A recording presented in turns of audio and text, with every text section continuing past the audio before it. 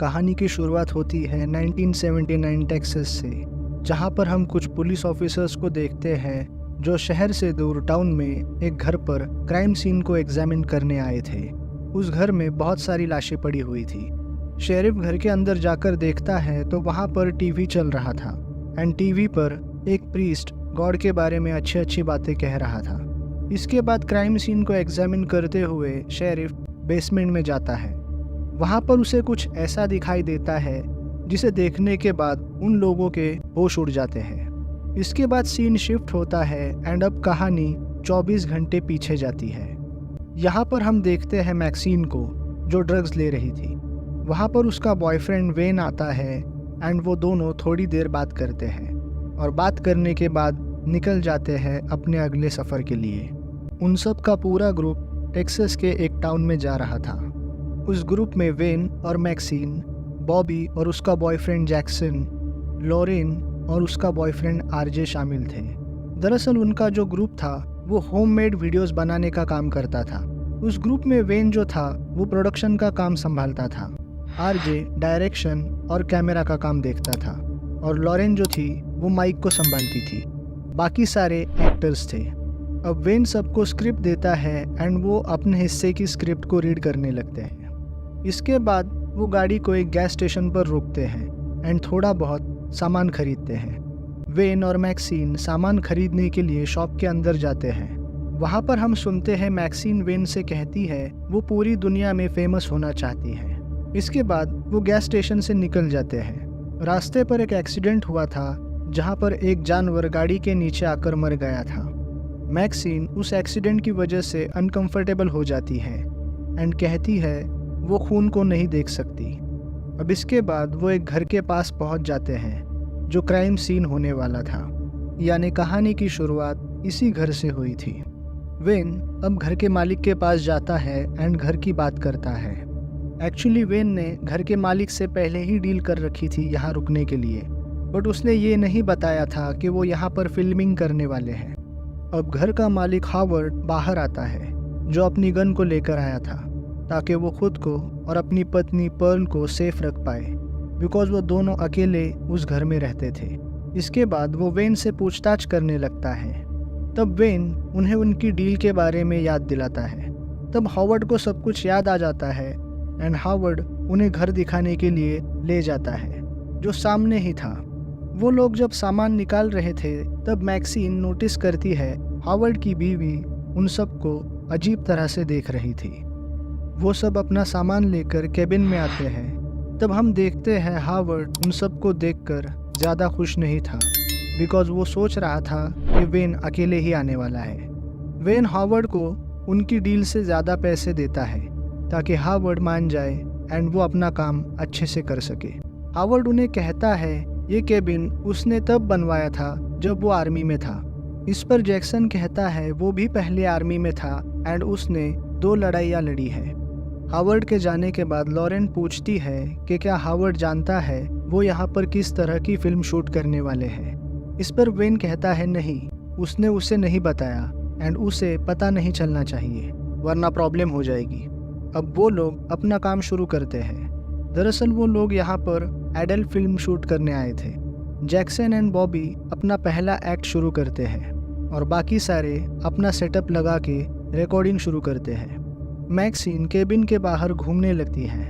बाहर घूमते हुए केबिन के पीछे वो एक लेक के पास पहुंचती है एंड वहां पर बैठ जाती है। तब मैक्सीन के पीछे कुछ दूर पर हम पर्ल को खड़ा देखते हैं। वो मैक्सीन को बड़े गौर से देख रही थी। अब मैक्सीन अपने कपड़े उतारकर लेक में स्विमिंग करने चली जाती है। इधर केबिन में शूट के दौरान वेन एंड आरजे बात कर रहे थे कि वो एडल्ट फिल्म को एक आर्ट के जैसे बना रहे हैं और ये एक रेवोल्यूशन की तरह हो सकता है जिस वजह से लोग उनकी मूवी को पसंद करेंगे। उधर लेक में मैक्सीन स्विमिंग कर रही होती है एंड उसके पीछे हम एक मगरमच्छ को देखते हैं जो उसका शिकार करने उसकी तरफ बढ़ रहा था, लेकिन तब तक वो पानी से बाहर निकल आती है। कैबिन के अंदर दूसरे एक्ट की शूटिंग शुरू हो जाती है। तब मैक्सीन लेक से केबिन की तरफ लौट रही थी, बट तभी मैक्सीन को पर्ल दिखाई देती है जो मैक्सीन को हाय करते हुए उसे अपने पास बुलाती है। पर्ल के बुलाने पर मैक्सिन उस घर में जाती है जहां पर्ल उसे लेमन जूस ऑफर करती है। मैक्सिन के लेमन जूस पीते वक्त पर्ल उसे देखे ही जा रही थी, जिसके बाद वो उसे अपनी वेडिंग की फ़ोटोज़ दिखाती है। वो मैक्सिन को कहती है ये फ़ोटो उन्होंने तब खींची थी जब हावर्ड वॉर के लिए जाने वाला था। पर्ल मैक्सिन को कहती है वो बहुत सुंदर है एंड वो भी एक वक्त पर ऐसे ही सुंदर थी।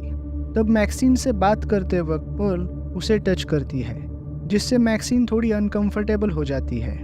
बाहर हावर्ड के कार की आवाज़ हो जाती है जो मार्केट गया हुआ था। पर्ल मैक्सिन से कहती है ये राज उनके बीच ही रहेगा। ये बात मैक्सिन को समझ नहीं आती। मैक्सिन हावर्ड से छुपते हुए वापस केबिन में आ जाती है। तब वेन मैक्सिन से कहता है अगला एक्ट उसका है। इधर घर के अंदर हावर्ड लेमन जूस का ग्लास देखकर समझ जाता है कि घर पर कोई आया था। इस वजह से वो अपसेट हो जाता है। केबिन में मैक्सिन अपने एक्ट के लिए रेडी होती है, ड्रग्स लेती है एंड वो खुद को मोटिवेट करती है, जिसके बाद वो अपने शूट के लिए जाती है एंड सब लोग सेटअप रेडी करते हैं। अब जैक्सन के साथ मैक्सिन अपना एक्ट शुरू करती है। वो लोग अपना एक्ट कर रहे होते हैं एंड हम लोग देखते हैं पर्ल ये सब खिड़की के बाहर से देख रही होती है। वो खुद को मैक्सिन की जगह इमेजिन करने लगती है। अब रात हो जाती है एंड घर पर हावर्ड अपसेट बैठा हुआ था। तब पर्ल उसके पास आती है एंड उससे इंटीमेट होने की कोशिश करती है। तब हावर्ड उसे रोकता है एंड कहता है उसका दिल ये झेल नहीं पाएगा। हावर्ड की ये बात सुनकर पर्ल उदास हो जाती है। उधर केबिन में सब बैठे हुए थे एंड बातें कर रहे थे। तब लोरेन कहती है वो भी फिल्म में एक्ट करना चाहती है। ये सुनकर उसका बॉयफ्रेंड आरजे उसे मना करता है, लेकिन लोरेन उसकी बात मानने से इनकार करती है। तब वेन आरजे को घर के बाहर ले जाता है एंड उसे समझाता है कि वो उसको ना रोके, बिकॉज उसने रोका भी तो वो उसकी बात मानने वाली नहीं थी। तब वेन की बात सुनकर आरजे मान जाता है। तब कुछ देर बाद लॉरेन जाकर तैयार होती है एंड जैक्सन के साथ अपना एक्ट शुरू करती है। तब ना चाहते हुए भी आरजे को वो सब रिकॉर्ड करना पड़ता है। घर के अंदर पर्ल आईने के सामने बैठकर अपना मेकअप करने लगती है। रात को सब लोग सो रहे थे पर आरजे बाथरूम में बैठकर रो रहा था, बिकॉज वो लोरेन से बहुत प्यार करता था एंड आज लोरेन ने जो किया उसे वो बर्दाश्त नहीं कर पा रहा था। आरजे गुस्से में लोरेन को एंड सबको छोड़कर जाने लगता है। आरजे वैन शुरू करता है बट गेट के पास उसे पर्ल दिखाई देती है।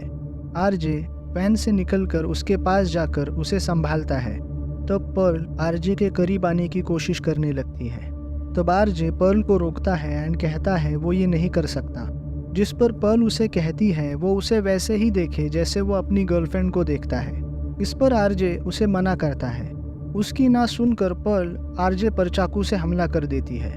वो उसे चाकू से घोंप घोंप कर मार देती है एंड खुद को यंग फील करते हुए डांस करने लगती है, जिसके बाद पर्ल वैन की चाबी निकालकर वहां से चली जाती है।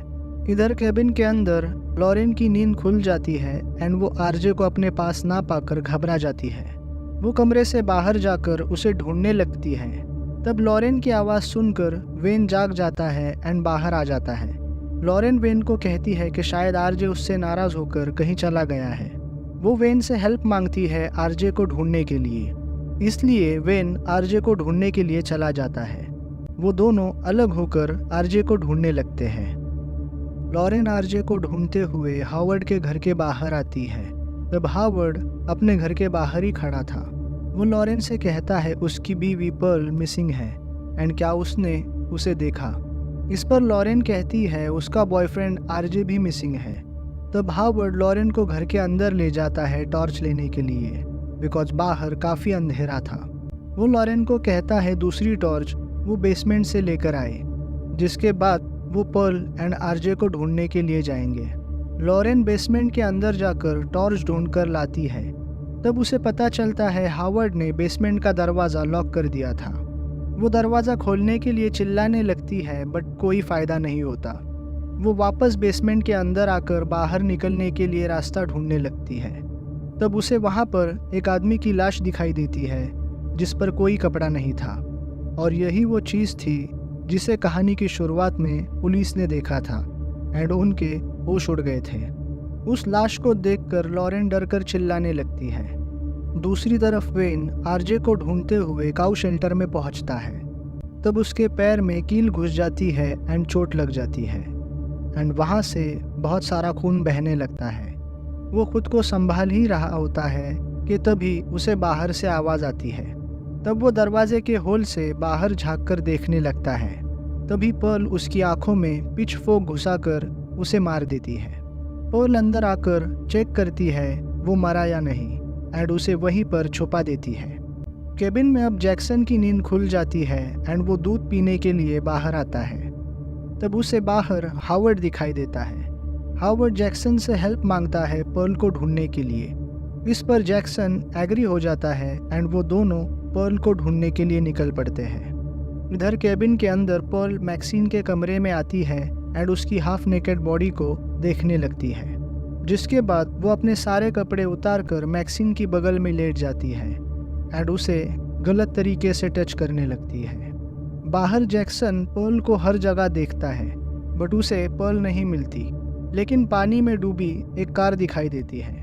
जैक्सन वापस आकर हावर्ड से उस कार के बारे में पूछता है। इस पर हावर्ड उसे कहता है यहाँ पर अक्सर ऐसे लोग आते हैं जो बिना कपड़ों के घूमते रहते हैं एंड कहीं पर भी उल्टी सीधी हरकतें करते हैं, जिस वजह से पर्ल एक्साइटेड हो जाती है। ये कहकर हावर्ड जैक्सन को शूट करके मार देता है। केबिन में मैक्सिन की आँख खुल जाती है एंड अपने पास पर्ल को ऐसे देखकर मैक्सिन डर जाती है एंड चिल्लाने लगती है। तब मैक्सिन की आवाज़ सुनकर बॉबी वहाँ आती है। इस वजह से पर्ल वहाँ से भाग जाती है। दूसरी तरफ लॉरेन उस बेसमेंट से निकलने की कोशिश कर रही थी। वो बेसमेंट में पड़ी कुल्हाड़ी से दरवाजे को आधा तोड़कर बाहर की लैच को खोलने की कोशिश करती है, लेकिन तभी हावर्ड वहाँ आ जाता है एंड लॉरेन के हाथ को पीट कर जख्मी कर देता है। हावर्ड लॉरेन से कहता है उसे यहाँ बचाने कोई नहीं आने वाला, वो चुपचाप बेसमेंट में बैठी रहे, इसी में उसकी भलाई है। हावर्ड टीवी ऑन करके उसका वॉल्यूम फुल कर देता है एंड वहाँ से चला जाता है। अब बॉबी जैक्सन को ढूंढने के लिए घर से बाहर जाती है। तब उसकी नज़र पर्ल पर पड़ती है जो बिना कपड़ों के लेक के पास खड़ी थी। वो उसके पास जाकर उसे संभालती है। बॉबी पर्ल को कहती है इस उम्र में ऐसा होता है एंड उन्हें एक नर्स की ज़रूरत है। बॉबी की बात सुनकर पर्ल को अचानक गुस्सा आ जाता है।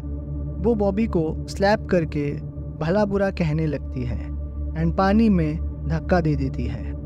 बॉबी कुछ रिएक्ट कर पाती तभी वहाँ एक मगरमच्छ आकर बॉबी को खा लेता है। अब यहाँ पर हावर्ड भी आ जाता है एंड पर्ल से पूछता है कि क्या वो उसकी पसंद की लड़की थी। इस पर पर्ल मना करती है बिकॉज उसे तो मैक्सिन पसंद थी। मैक्सिन कैबिन में सबको ढूंढ रही थी। तभी उसे बाहर से हावर्ड और पर्ल आते दिखाई देते हैं। उन्हें देखकर मैक्सिन छुप जाती है। पर्ल एंड हावर्ड कैबिन में सब जगह मैक्सिन को ढूंढते हैं एंड वो बात करते हैं कि उन्होंने सबको मार दिया है। इस पर हावर्ड कहता है उसने एक लड़की को बेसमेंट में बंद करके रखा है। अब पर्ल हावर्ड से पूछती है कि क्या वो अब भी सुंदर है, जिस पर हावर्ड कहता है वो हमेशा से ही सुंदर है एंड वो हमेशा उससे प्यार करता रहेगा। इसके बाद वो दोनों इंटीमेट होने लगते हैं। अब उस बेड के नीचे ही मैक्सिन छुपी हुई थी। मैक्सिन चुपके से रेंगते हुए उस कमरे से बाहर निकल आती है। वो भागकर वैन के पास आती है जहां उसे आरजे की बॉडी दिखाई देती है।